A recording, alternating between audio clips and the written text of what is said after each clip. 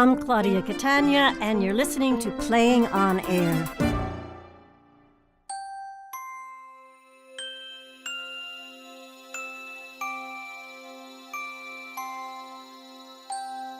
You are about to hear Winter Games by Rachel Bonds, a recipient of the prestigious Tow Foundation's Playwright Residency grant.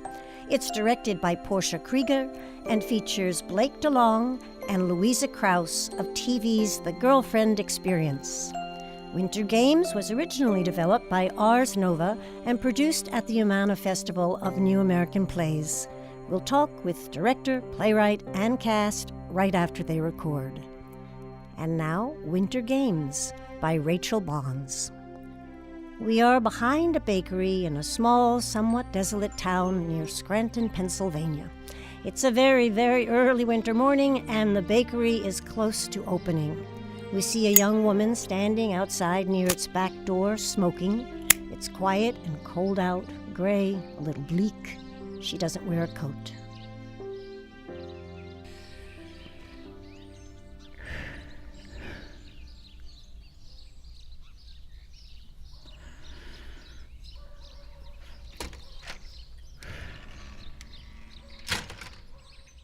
You're smoking already? I'm tired. So you're smoking? It helps me wake up. It's freezing out here. You don't wear coats anymore? Jamie, I'm on my break. We open in like 10 minutes. I know, I'm taking my break before everyone starts screaming at me about what kind of bran muffin they want. There's pretty much just the one kind. Jamie, I'm on my break. Okay. Sorry.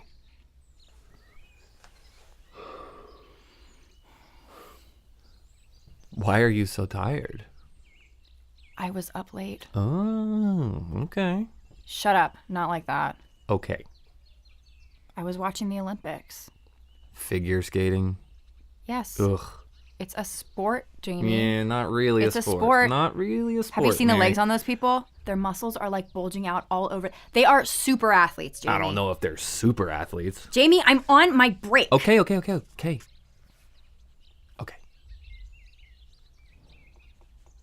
I mean, they wear glittery costumes. Shut up!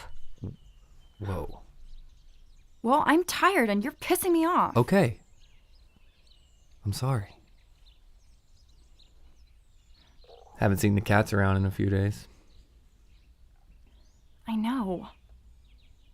I brought some food out for them yesterday, and usually they greet me at the door, but I didn't see them anywhere.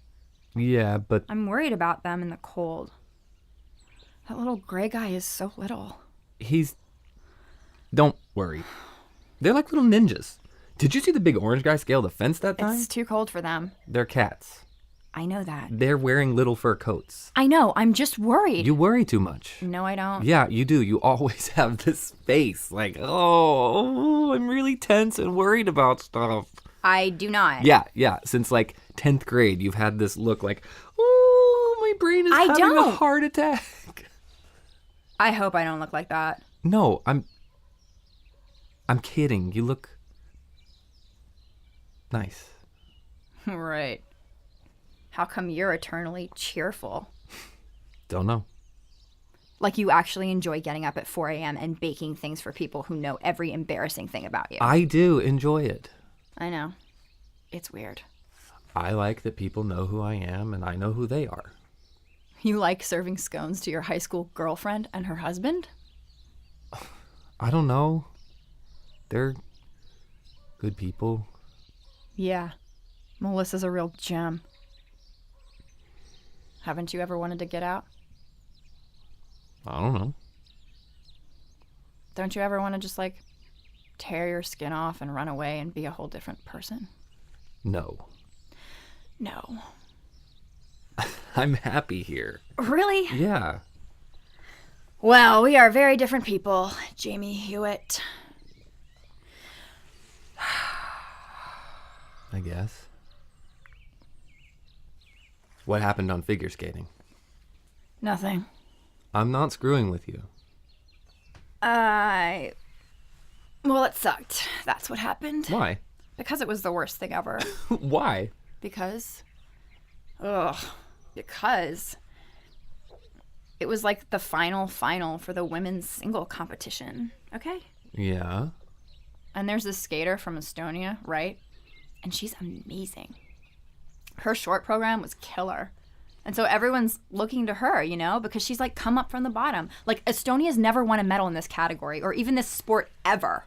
So she'd be making big time history. Whoa. Yeah. And her husband has just died. Oh, God. I know. So she's skating anyway, despite this horrible thing that's occurred like a few weeks before. She just has to nail her long program and she's got the gold. So the music starts and the entire Coliseum is dead quiet.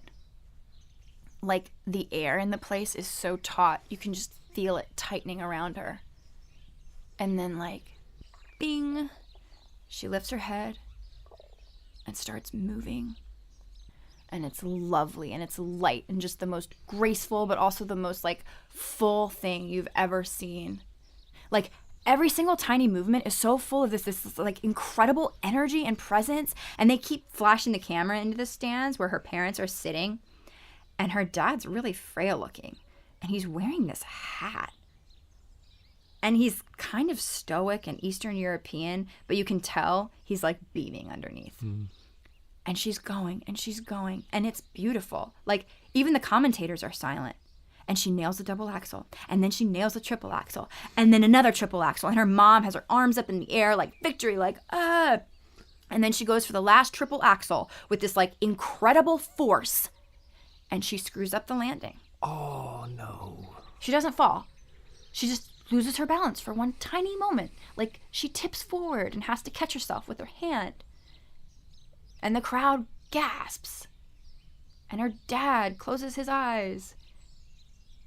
And time freezes for a second. And then she rights herself and moves on to finish the program. So she throws herself into the final pose.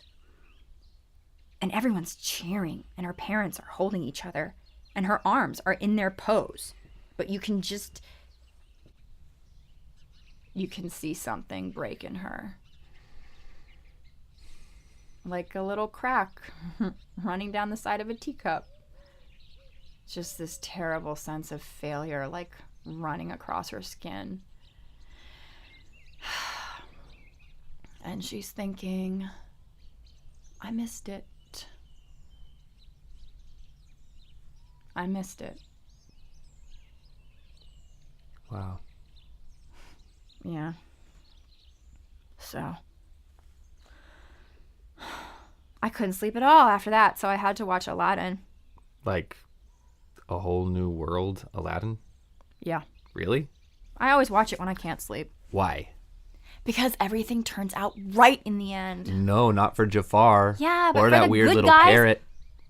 Why? What do you watch when you can't sleep? Well, I sleep pretty well. Well, of course you do. My head hits the pillow and I'm pretty much out. Right.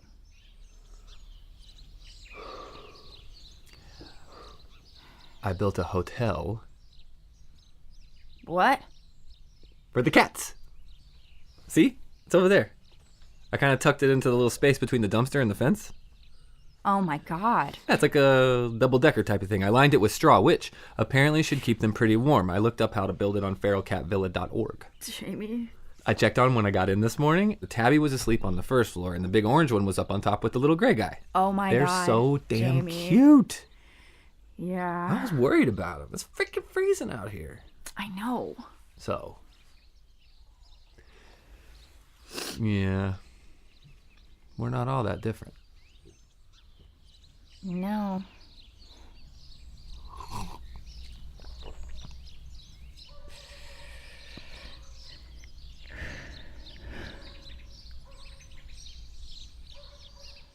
Okay, so I'm gonna go open the doors for the angry mob.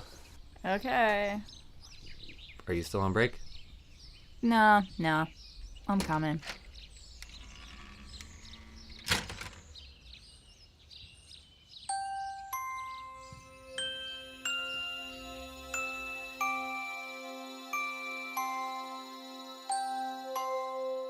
You just heard Winter Games, written by Rachel Bonds and directed by Portia Krieger.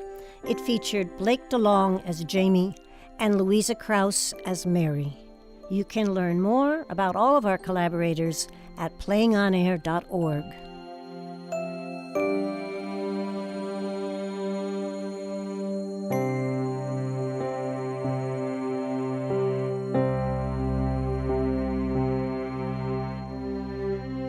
Rachel Bonds. You were brought up in Sewanee, Tennessee. Yeah. So like Mary in your play, did you fear that the world was going on in some fantastic way, far away and without you? I mean, the town was very small, and I certainly always felt the confines of it. That being said, it was a college town, so there was a lot of culture that came through, and I was raised by academics, so we had a lot of books around, and I feel like I used books as a passageway out.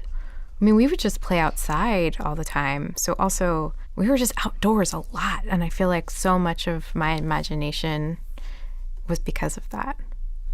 I think if I had grown up in a bigger place, I wouldn't have had to rely on my imagination quite as much. Yeah, it's strange that I'm raising a child now and who's going to be a New Yorker. Because it's like such a departure from the way I grew up, and I haven't totally come to terms with how I feel about that. It's strange that my child will have such a different experience of childhood than I did. Right. Blake DeLong. Hi. Hi. In the play, Mary asks you if you ever want to just tear your skin off, run away, and be a whole different person. You answer no. But in real life, would you say that's a fair description of what an actor actually does? Tear that skin off, I Blake. mean, the life you lead as an actor often makes you want to tear your skin off and run away and die. But no, I wouldn't say that feels like acting. It's different. Every time I talk about acting, I just end up feeling like I say a bunch of things that I don't really mean because it's super mysterious to me and I don't really get how it works. But it feels more like putting something on your own self as opposed to taking yourself off, if that makes sense. Mm-hmm. What elements of the monologue about the Estonian ice skater resonated with you? Love the Olympics. I just love the Olympics. And I know, because you get so wrapped up in these people, and like I've never even heard their names before because I don't follow most of these sports at all in my free time until the Olympics start, and then you like suddenly these people become like you know their names, you know their families, you know, and I love that you get so wrapped up in their personal lives. And I don't know, I think when I wrote this play, I think it was when the Olympics were in Vancouver, and there was that Canadian skater whose mother died during the Olympics, and just watching her perform, knowing that had just happened, really altered the way I watched her and the way everyone watched her. So when she did well, it like meant more. And I also, yes, there's some satire about the way that we get wrapped up in the way that TV presents these people. But I also think, I don't know, I love getting wrapped up in those people because it is heartbreaking when I feel like I personally feel altered when they fail. And I get really, like, truly joyful when they succeed. And I also think it's funny that about myself that I do that. So that's partly where the play comes from. Thank you. Yeah. Thank you for a beautiful play. Oh, of course. Well done, all of you. What a pleasure. Thank you. Yeah, really. Thank you. Rachel Bonds, Portia Krieger, who directed, Blake DeLong, and Louisa Krause. Thank you for recording. You've been listening to Playing on Air, Great American Short Plays with Great American Actors. Theme and play music by Tom Cochan. Recording and sound design by John Kilgore. Associate producer, Sasha Spitzer. Literary and Development Associate, Lucy Fleming. Social media and outreach, Bonnie Antosh. Distributed by PRX. public radio exchange. We invite you to visit our website at playingonair.org, where you can stream short plays and find information about our artists and plays. Join us on Facebook or Twitter, and subscribe to our podcast on iTunes. While you're there, leave us a review. We value your opinion. For Playing on Air, I'm your host, Claudia Catania. Thanks for listening.